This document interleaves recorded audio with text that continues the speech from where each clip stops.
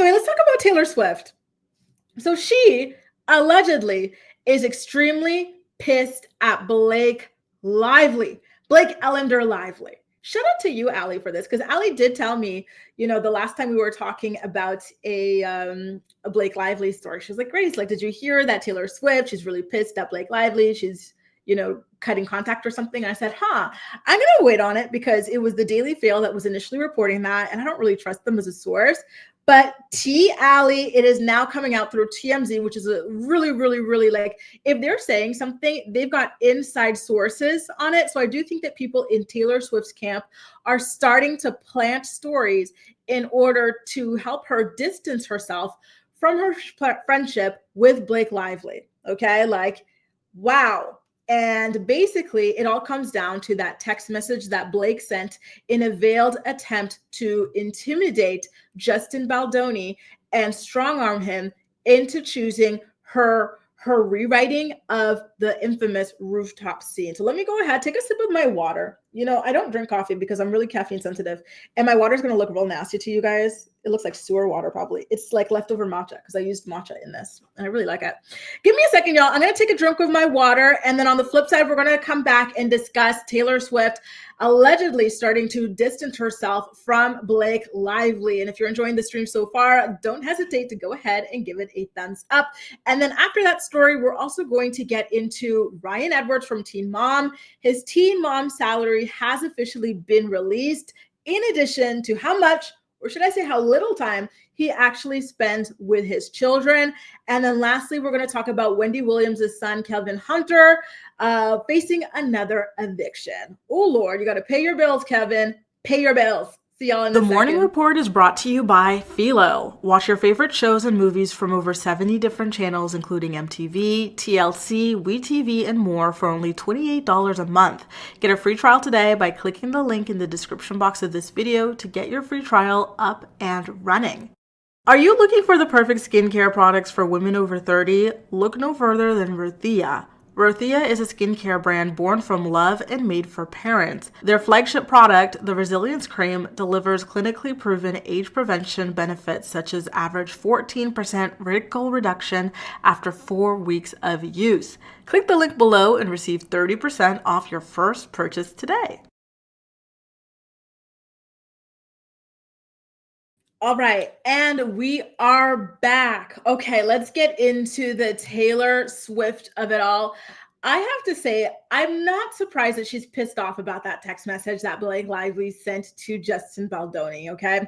So to set the scene, Justin Baldoni said that he was summoned to Blake and Ryan's New York City penthouse apartment to talk about the scene that Blake had rewritten.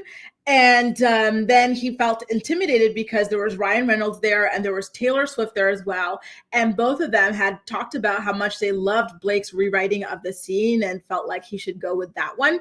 And now this is what Taylor's telling TMZ. Her sources are telling TMZ, and I quote, Taylor came to Blake's apartment at the time that Blake told her to, not knowing anyone else would be there. In other words, Taylor had no idea there was a meeting going on with Justin. The source went on to say that Justin was about to leave after the 2-hour meeting as Taylor walked in, and she was introduced to him for the first and only time. TMZ was told that all Taylor said to Justin was how excited she was to see the movie because he was her friend's boss. The source also says that Taylor believes that Blake timed her meeting with Justin on purpose so that Taylor would arrive before he left. And Taylor is baffled by Blake later characterizing her as the, quote, dragon. The source adds, it's weird to say that about a friend.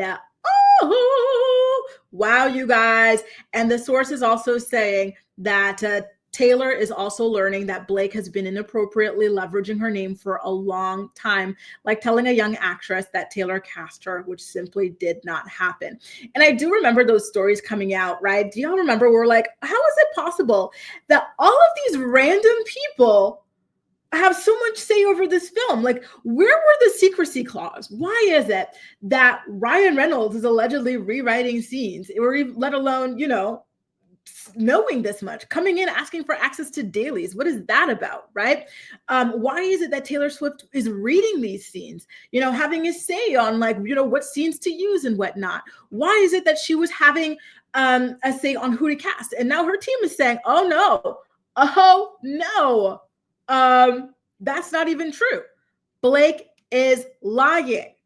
Y'all, it's not looking good for Blake. I feel like this, I don't know. And again, I'm waiting to see her side come out with like evidence, to support the lawsuit that she filed against Justin Baldoni. For the time being, we do have more content from Justin Baldoni's team than hers. So I'm still, trying to stay as neutral as possible. But so far with the evidence that Justin showed, like it's not looking good for her. And I feel like all of this is going to be her downfall ultimately. Okay. Oh, Lord. Oh, Lord. Hey, get me out of Tennessee. Nice to see you again. Boss Lady says, it seems like damage control to me. It's not like Taylor has a good reputation. She is a known mean girl, right? Listen. And someone else, I think it was you, Creme Brulee, said that she doesn't play about her image, right? Tree Payne is really, really protective of Taylor's image. So even if Taylor did do this, they would find a way to kind of like, help get her out of it. Remember that feud with Kanye and Kim where Kim dropped the receipts? Like, she's no stranger to playing around with the narrative of it all, but it's not looking good. I worry, you guys. I worry that all of this drama is going to cost Blake a lot, right? I think not only the lawsuit, but I think that this could really cause issues in her marriage, potentially even end her marriage down the line. I also think that I think it could cost her friendship with Taylor Swift. But is that Super Bowl thing this Sunday? Because last time they were doing that whole football thing, Taylor had invited Blake Lively and Ryan Reynolds to join her in her like booth. What do you call those? The suite, as like, a football wag. So we're going to have to wait and see if that happens again this year, right? Blake and Ryan are trying to stay visible to make it look like they're unfazed by it all. They posted like a selfie to social media and everything. And then we saw Ryan staging some sort of like being mobbed by fans sort of a thing. So they are trying to stay visible. So I do think that if Taylor were to invite them again this year, that they would attend. And Taylor, she does have other friends who are a little bit mired in controversy. For example, Brittany Mahomes and her own boyfriend, Travis Kelce, as of recently. So I don't see Taylor refusing to invite them based off this controversy if the controversy did not impact their own relationship. To me, if Taylor does not invite them, it's because she's not happy with them, right? Do you guys see them turning down that sort of an invitation? I think they need that. They need to go out there and show that they're unfazed by it all. Anyway, Lucky says, even if they did scheme to do all of this, why would Blake think Taylor would have her back? Taylor is only ride or die for Taylor, period. Hamlet says, Justin seems like a very moral and honest guy, and like me, thinks others have the same standard of values. Isn't that the craziest thing when you realize that other people don't? This happens like, when you go, I was talking about this with like some of my friends about like, the stores and securities. You're like, oh, wow. Like, it's just so crazy to me that it would occur to somebody to go into a store and steal something. Like, why? Why do that? You could just buy it, like it's weird. Ramster says these people are 30 plus, but they are pushing 40. Isn't Blake like 39? Taylor Swift is like 35. They are grown,